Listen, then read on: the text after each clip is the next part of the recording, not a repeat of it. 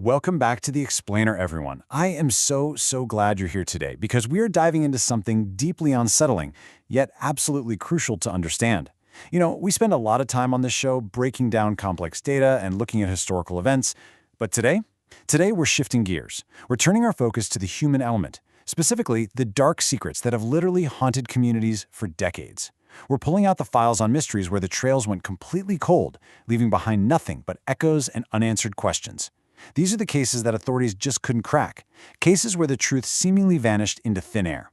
So get comfortable, lock in, and stay with us as we dig into the unsolved mysteries that time tried to forget. Pennsylvania holds secrets that have haunted entire communities for decades. It's a chilling thought, right? Today, we're going to visually map out and uncover 3 specific unsolved cases that perfectly embody this reality. But we aren't just looking at the crimes themselves. We're going to use the known timelines and facts to figure out exactly how an investigation fails. How does a trail go completely cold? How does the truth disappear right in front of our eyes?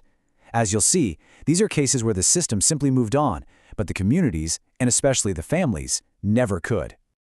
Okay, let's dive into this. Case File 1, The Anomaly.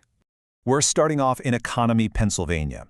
Now, this is a quiet, unassuming industrial town where shocking crimes just don't happen every day. But in October 2015, the unthinkable happened. An unidentified severed head was discovered. And what makes this case so incredibly unique and, frankly, so disturbing is that there was absolutely no body to accompany it. Zero identification, no wallet, no clothing, literally nothing to tell authorities who this person was or how they got there. Now, initially, law enforcement treats this as a homicide, as they should. They secure the scene, bring in forensics, and figure that with a piece of evidence this significant, a lead is definitely going to surface. But as the days ticked by, the silence surrounding this discovery just grew louder and louder. The investigation practically slammed into a brick wall of dead ends. First, the police cross-referenced missing persons reports. They're thinking, surely there's a quick match, right? Nope, there was absolutely no missing persons match for this individual.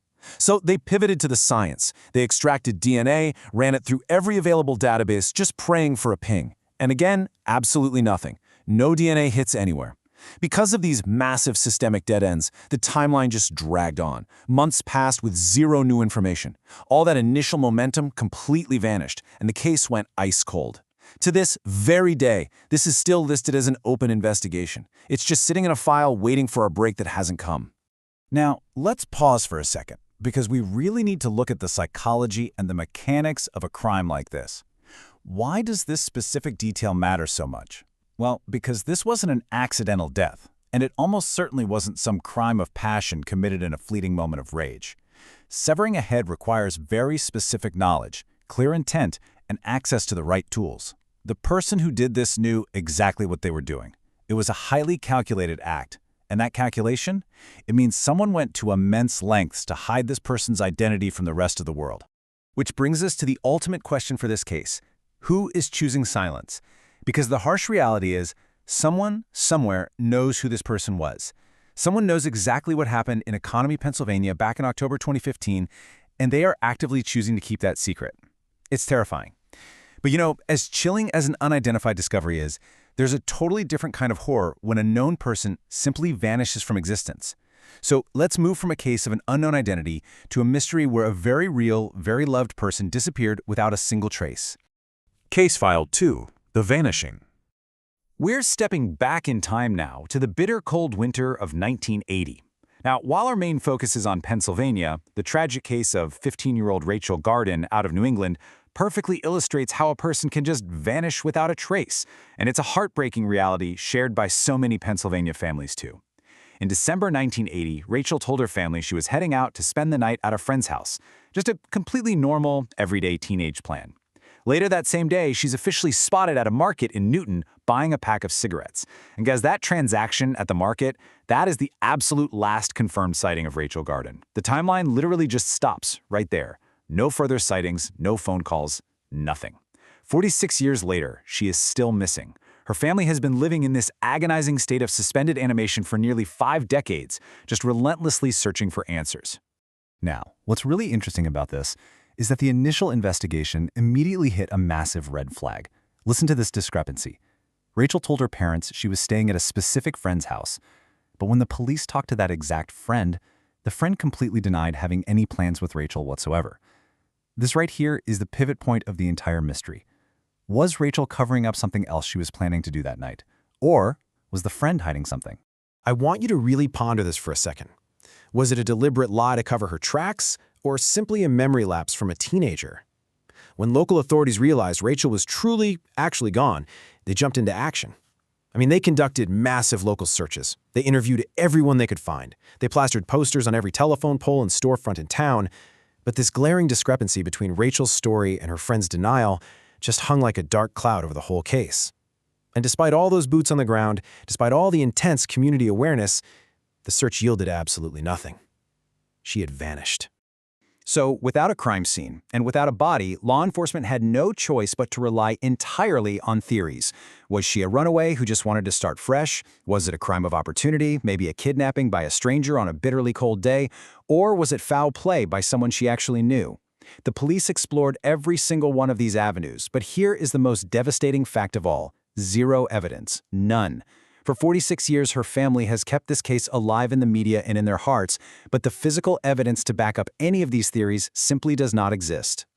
Rachel's disappearance highlights a truly chilling reality, doesn't it?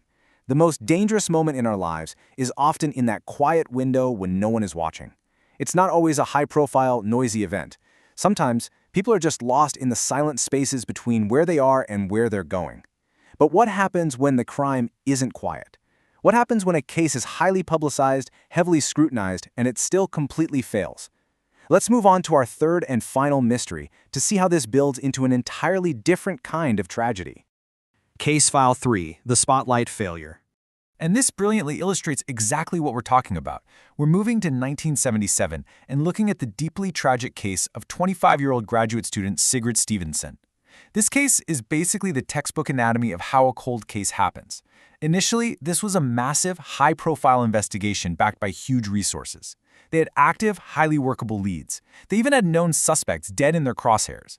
But that initial promise, it completely collapsed. Early police mistakes in securing the crime scene led to a critical lack of usable physical evidence for a courtroom. And then, the final nail in the coffin, key witnesses started recanting their statements. All of that intense initial momentum was systematically destroyed by these cascading failures, ultimately leaving a killer completely free. You know, when we look at these timelines and break down all these investigative failures, it is so easy to lose sight of the actual reality of the situation. Sigrid Stevenson isn't just a statistic. She was a person with dreams. She was only 25 years old. Her entire life was literally just beginning. She had friends, she had a family, she had a brilliant future that was violently ripped away from her. And the people who loved her, they have been waiting for nearly 50 years for the justice system to right the wrongs of that initial, botched investigation. 50 years of waking up every day knowing her killer was never held accountable. So, the crucial point is, remember the forgotten. So, what does this all mean? How do we even begin to process these incredibly different stories? We've looked at 3 very distinct files today, and we really need to synthesize what we've learned, because these are not just isolated historical footnotes. Here's the chilling summary of what we've unpacked. The unidentified head from Economy, Pennsylvania, still an open investigation, literally sitting in a box. Rachel Garten, a 15-year-old girl missing for 46 unimaginable years without a single trace. Sigrid Stevenson, a bright young graduate student whose high-profile murder remains officially unsolved purely due to investigative failures. Despite being wildly different in their circumstances, they share one heartbreaking commonality. They've been forgotten. Forgotten by time, by distance, and by a justice system that is constantly forced to move on to the next urgent case. But I promise you, they are never, ever forgotten by their families. The truth is out there. Sometimes it just needs someone to listen. If you are watching this explainer right now and you know anything, even the smallest, most seemingly insignificant detail about the severed head in Economy, the disappearance of Rachel Garten, or the murder of Sigrid Stevenson, please reach out. Call your local law enforcement. We have to be the ones who remember what others are so incredibly quick to forget. The answers actually exist. They're just waiting for someone brave enough to speak them. And that brings us to the end of our deep dive today. Thank you so much for focusing in and exploring these difficult cases with me. If you found this breakdown valuable, please make sure you hit that subscribe button so you don't miss our next explainer, because we are uncovering more forgotten files and breaking down complex topics every single week. But before you head out, I want to hear from you down in the comments. What mystery should we investigate next? What forgotten file desperately needs to be pulled back into the spotlight? Let me know, and I will see you in the next one.